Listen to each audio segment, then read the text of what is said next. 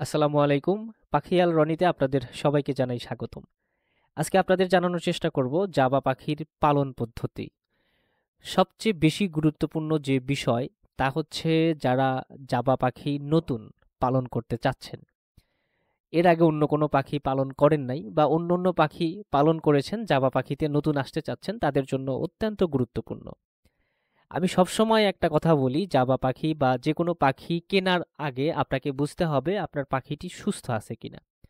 আপনি যদি সুস্থ পাখি ক্রয় করে বাসায় নিয়ে আসতে পারেন তাহলে সেই পাখি থেকে ভালো প্রোডাকশনের আশাও করতে পারেন। কাজেই আপনাদের সর্বপ্রথমেই আমি যে ধারণাটা দিব, একজোড়া সুস্থ পাখি কিভাবে ক্রয় করবেন, সেটা খামার থেকে হোক বা পাখির যে কোনো দোকান থেকে হোক। তাহলে আমরা চলুন জেনে নেই সুস্থ পাখি চেনার কৌশলগুলো আসলে কি কি। দেখুন, অন্য অন্য পাখির থেকে জাবা পাখি সবচেয়ে চঞ্চল একটা পাখি। এই পাখিগুলো স্থিরভাবে 1 মিনিটও বসে থাকে না, এদিক থেকে ওদিকে ঘুরে বেড়ায়, উড়ে বেড়ায়। তো আপনি যখন পাখি কিনবেন, সর্বপ্রথম কাজ হলো আপনার পাখি পছন্দ করা। অর্থাৎ একটা খাঁচায় দেখবেন 10 থেকে 20 জোড়া পাখিও থাকতে পারে। তো আপনি প্রথমেই একটা পাখিকে পছন্দ করবেন, সবারই তো একটা একটা পছন্দ থাকে, তো আপনারও একটা পছন্দের তালিকায় পাখি রাখতে হবে এবং সেই পাখিটি খেয়াল করে দেখবেন তার চলন বলনটা কেমন। আগেই বলেছিলাম জাবা পাখি অত্যন্ত চঞ্চল একটি পাখি।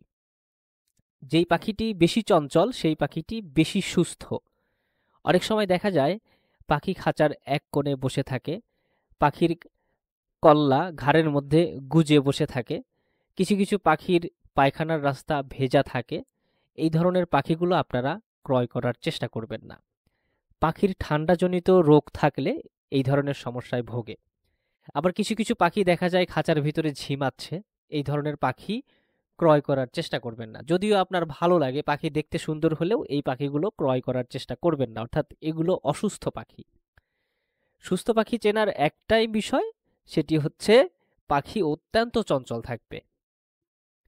এই বিষয়গুলো খেয়াল করে যদি আপনি পাখি ক্রয় করে নিয়ে আসতে পারেন তাহলে আপনার পাখি সুস্থ এবং ডিম বাচ্চা করবে এবং সেই পাখি থেকে ভালো প্রোডাকশনও আপনি পাবেন। তো আপনার পাখি কেনা হয়ে গেল। আর সচরাচর আপনারা সবাই মোটামুটি জানেন জাবা পাখির দাম 2000 থেকে 2500 টাকার মধ্যে হয়ে থাকে। এছাড়াও কোয়ালিটি ভেদে এই পাখির দাম 5 থেকে 10 হাজার টাকা জোড়ায়ও হয়। আবার অনেক সময় কোয়ালিটি লেসের কারণে 500 থেকে 700 টাকা জোড়ায়ও বিক্রি হয়। তো আপনার ইচ্ছা মতো পছন্দ মতো পাখি কিনে আনার পর দ্বিতীয় যে স্টেপ আপনি গ্রহণ করবেন তা হচ্ছে পাখিটি কেমন জায়গায় রাখবেন। আপনার যেমন সুন্দর বাসস্থান দরকার, পাখির জন্যও ঠিক তেমন সুন্দর বাসস্থানের প্রয়োজন। এমন নিরিবিলি জায়গায় রাখবেন যেখানে মানুষের বিরক্ত কম করবে। দেখা যায় পাখি যাদের বাসায় থাকে অন্য বাসার লোকজন আসে, পাখির কাছে যায়, পাখিকে ধরার চেষ্টা করে, পাখি ভয় পায়। এক্ষেত্রে কিন্তু পাখির বিভিন্ন সমস্যা হয়। এছাড়াও বাসায় যদি ছোট বাচ্চা থাকে তাহলে ঘন ঘন পাখির কাছে যায় এবং পাখিকে বিরক্ত করে, পাখিকে ভয় দেখায়। এক্ষেত্রে কিন্তু অনেক সময় পাখি ডিম বাচ্চা করতে চায় না, বা পাখি ডিম দিলেও ওই ডিমে সহজে তা দিতে চায় না। বিভিন্ন সমস্যা থাকে। এজন্য নিরাপদ জায়গায় উঁচু স্থানে পাখি রাখতে হবে, যেখানে একজন ছোট বাচ্চা কখনোই পাখির খাঁচা ধরতে পারবে না, এমন উঁচু স্থানে রাখবেন, তাহলেই যথেষ্ট। আর সূর্যের আলো আসে বা নিরিবিলি বাতাস আসে যায় এরকম জায়গায় রাখবেন, তাহলে আর কোনো সমস্যা হবে না। এরপর আরেকটা বিষয়, পাখির খাবার দাবারের প্রতি একটু পরিচর্যা, একটু গুরুত্বপূর্ণ কিছু তথ্য আপনাদের একটু দিই। আমরা অনেকেই চেষ্টা করি যে পাখিকে ভালো খাবার দেওয়ার জন্য, কিন্তু অনেক সময় ভুল হয়ে যায়। সেটি হচ্ছে পাখির খাবারগুলো আমরা আগলাভাবে রেখে দিই, অর্থাৎ কোনো একটা প্যাকেটে বা যেমন তেমন ভাবে রেখে দিই। এই ভুলটি আপনারা একেবারেই করবেন না। সবসময় চেষ্টা করবেন প্লাস্টিকের কৌটার মধ্যে রাখতে এবং সেগুলোকে সুন্দর করে ঢাকনা দিয়ে ঢেকে রাখতে। কারণ অনেক সময় দেখা যায় বাসায় অনেক কীটপতঙ্গ থাকে, তেলাপোকা, টিকটিকি, ইঁদুর, বিড়াল, এগুলো এসে পাখির খাবারগুলো খাওয়ার চেষ্টা করে এবং সেখানে পায়খানা করে দেয়। তো অনেক সময় এই পায়খানাগুলো কিন্তু পাখি খেয়ে ফেলে, যার ফলে পাখির বিভিন্ন হজমজনিত সমস্যা হয়, এতে পাখির বিভিন্ন সমস্যা হতে পারে। আর পাখির পাকস্থলী অনেক ছোট, একটু হজমে সমস্যা হলেই একটা রোগ থেকে আর একটা রোগে রূপান্তরিত হয়ে যায়, সেক্ষেত্রে পাখি মারাও যেতে পারে অনেক সময় দেখা যায়। কাজেই আপনারা পাখির খাবারগুলো একটু যত্ন সহকারে রাখার চেষ্টা করবেন। খাবারগুলো কিনে আনার পরে একটু ধুয়ে রোদে শুকিয়ে তাহলে দেখবেন যে খাবারগুলো ভালো থাকলো, স্বচ্ছ থাকলো এবং মচমচে দানাদার থাকলো। এই বিষয়টাও আপনারা খেয়াল রাখবেন। আরেকটা বিষয় সেটি হচ্ছে পাখির খাবারগুলো যখন খাবে তখন যে পাত্রে খাবারটা দিবেন সেই পাত্রটাও একটু পরিষ্কার রাখতে হবে, বিশেষ করে পানির যে পাত্রটা, অর্থাৎ পাখির পানির পট অত্যন্ত যত্ন সহকারে রাখতে হবে। অর্থাৎ পানি খেতে খেতে 2 দিন পর পর দেখা যায় পাখির পানির যে পাত্রটা ওই পটে শ্যাওলা জমে যায়, সবুজ হয়ে যায়, কালো হয়ে যায়, অর্থাৎ শ্যাওলা জমে যায়। এই ধরনের পানির পাত্রে কিন্তু জীবাণু এবং ছত্রাক জন্মে। এই পানি যখন খায় পাখি তখন পাখির পানিজনিত অনেক সমস্যা হয়ে যায়। এই বিষয়টা আপনাদের খেয়াল রাখতে হবে। সবচেয়ে ভালো হয় দিনে 2 বার যদি পানির পাত্রটা চেঞ্জ করতে পারেন, অর্থাৎ সকালে পানি দিলেন, রাতের বেলায় বা সন্ধ্যাবেলায় পানির পাত্রর থেকে সেই পানি ফেলে দিয়ে একটু ধুয়ে মুছে আবার নতুন করে পানি দিলেন, তাহলে সবচেয়ে ভালো হয়। আমরা দেখা যায় কাজের ক্ষেত্রে এই কাজগুলো করতে পারি না। কাজেই আপনি চাইলে 2 দিন পরে দেন আর 5 দিন পরে পানি চেঞ্জ করেন, সমস্যা নাই। তবে পানির পাত্রটা যতবার পানি পরিবর্তন করবেন ততবার ধুয়ে মুছে নিবেন, তাহলে আর কোনো সমস্যা থাকবে না। আর জাবা পাখির খাবারগুলো আপনারা জানেন যে জাবা পাখি ধান সবচেয়ে বেশি পছন্দ করে। ইন্দোনেশিয়াতে জাবা পাখির জন্ম। প্রতি বছর ইন্দোনেশিয়াতে লাখ লাখ জাবা পাখি মেরে ফেলে শুধুমাত্র ধান নষ্ট করে বলে। তার মানে বুঝতেই পারছেন ধান একমাত্র প্রিয় খাবার এই পাখির। ধানের সাথে আপনারা চাইলে কিছু সিড মিক্স অ্যাড করতে পারেন, যেমন চীনা, কাউন, ক্যানারি, মিলেট। এছাড়াও সূর্যমুখীর বীজ রয়েছে।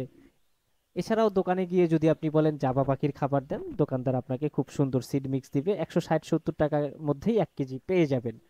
এবং 1 কেজি খাবার এক জোড়া জাবা পাখি অনায়াসে 1 মাসে খেয়ে নিতে পারবে। তার মানে 200 টাকা 250 টাকার খাবার হলে 1 মাস চলে যাচ্ছে জাবা পাখির। এছাড়াও সুন্দর একটি খাঁচার ব্যবস্থা করতে হবে। যেমন তেমন খাঁচায় পাখি পালা আসলে সম্ভব না। পাখির জন্য খাঁচা যত বড় হয়, পাখির চলাফেরা যত সহজ হয়, পাখির জন্য ততই সুবিধা। অর্থাৎ একটা পাখি এমন একটা খাঁচায় রাখবেন যেখানে সে উড়ে বেড়াতে পারে।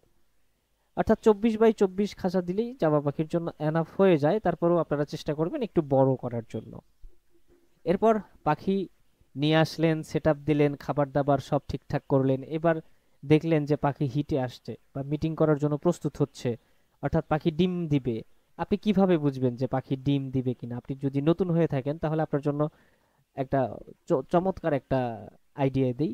আপনি খেয়াল করে দেখবেন জাবা পাখি যখন খাবার খায়, যখন দেখবেন আপনার খাবারগুলো প্রচুর পরিমাণ নষ্ট করতেছে, অর্থাৎ যেই বাটিতে খাবার দিবেন পাখি খাবে আর পা দিয়ে খাবারগুলো পেছন দিকে ধাক্কাবে, অর্থাৎ পুরো খাঁচাতে পাখির খাবার লন্ডভন্ড করে ফেলবে, তখন বুঝবেন যে এই পাখি খুব সহজেই ডিম বাচ্চা দিবে। এবং পাখিগুলো ডাকতে থাকে, খুব সুন্দর করে ডাকতে থাকে। তো তখন আপনি বুঝবেন যে পাখি ডিম বাচ্চা করার সময় এসেছে। তখন পাখির খাঁচার ভিতরে হাঁড়ি দিয়ে দিবেন এবং জাবা পাখি খুব সুন্দরভাবে বাসা তৈরি করতে পারে।